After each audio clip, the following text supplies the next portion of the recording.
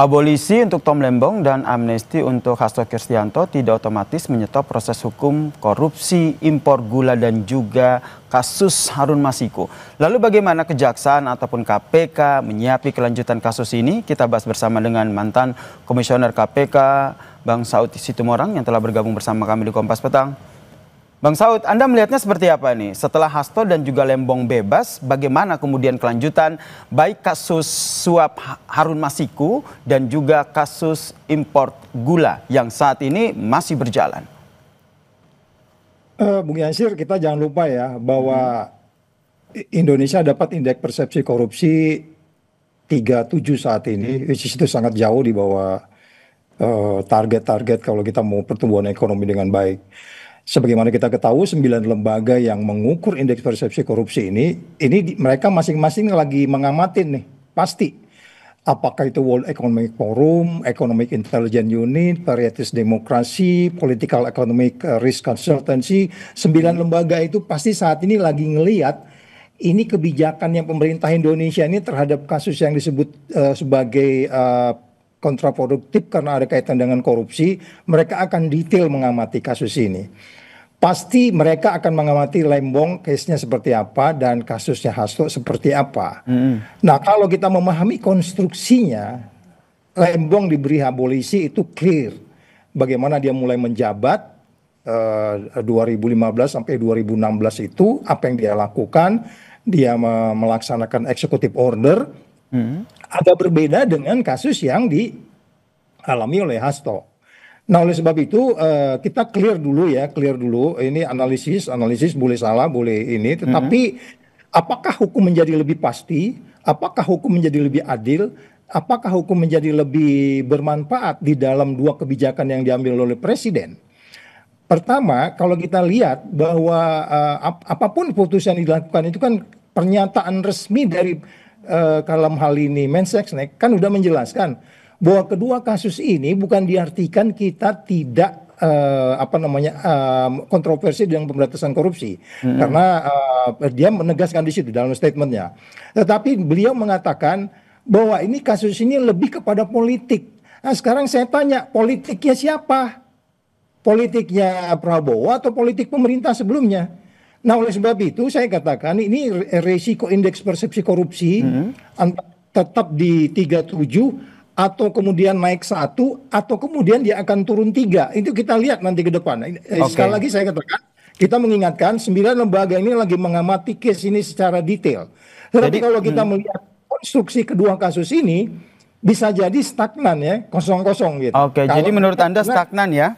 Ya, jadi karena menurut Anda Lembong ini gimana, Mas? Maaf saya potong Bung Saud. Jadi menurut Anda apakah ini masih akan terus berjalan? Karena kalau tadi kita lihat keterangan dari Kejagung maupun KPK mereka menyatakan bahwa proses hukumnya masih terus berlanjut. Pertanyaannya, penanganannya akan seperti apa?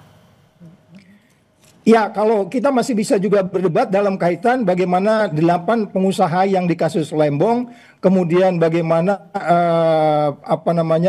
yang melarikan diri saat ini yang masih dicari-cari oleh yang terkait dengan Harun Masiku. Jadi sekali lagi kalau peristiwa pidananya, saya selalu mengatakan, saya menegaskan peristiwa pidana dalam kaitan yang kita sebut sebagai menghalangi penyidikan atau apapun yang disebut terkait dengan suap, itu juga kan sebenarnya kaitannya dengan apa yang disebut oleh varietas demokrasi. Ketika itu kan KPU itu sudah diperintahkan oleh MA untuk melaksanakan putusan bahwa DPP PDI boleh menentukan siapa saja, which is itu tidak dijalankan oleh KPU, kemudian terjadilah peristiwa suap itu. Nah, bukan berarti kemudian tidak ada suapnya, tetapi sebab akibatnya yang menurut saya kembali lagi kalau kita lihat ke depannya. Untuk kasus Hasto tentu Harun Masiku dia akan masih dalam proses lebih lanjut. Tetapi untuk kasus gula 9 itu masih dipertanyakan. Itu yang saya bilang kembali lagi, kita harus duduk baik-baik menjelaskan. Jangan lupa supaya dunia internasional bisa melihat, oh ini loh bahwa pertimbangan bisnis is bisnis. Karena kalau kita lihat 9 yang ditunjuk untuk melaksanakan import gula, which is memang dalam sejarahnya kita tidak pernah kekurangan gula. Itu memang perdebatannya cukup panjang. Tetapi saya kembali menekankan Kita minta hakim yang melihat ini nanti supaya tidak lagi dipengaruhi oleh framing.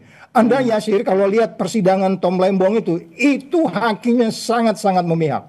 Sangat-sangat memihak 3 hakim itu. Oleh sebab itu nanti biarkan mereka melihat, kemudian juga pihak kejaksaan untuk melihat kembali apa tuntutan-tuntutan mereka, bahwa pertimbangan bisnis judgment rule, ada peran PPI di situ, Perusahaan Perdagangan Indonesia yang menuju ke 3 perusahaan ini, sehingga kemudian memang mereka justru yang mengeluarkan uang di situ untuk membeli gula, untuk kemudian gula kristal mentah menjadi gula kristal rafinasi, which is mereka harus mengambil untung, siapa juga pengusaha mau rugi kan gitu. Berarti Bung Saud, Anda melihat kasus ini banyak politis begitu ya?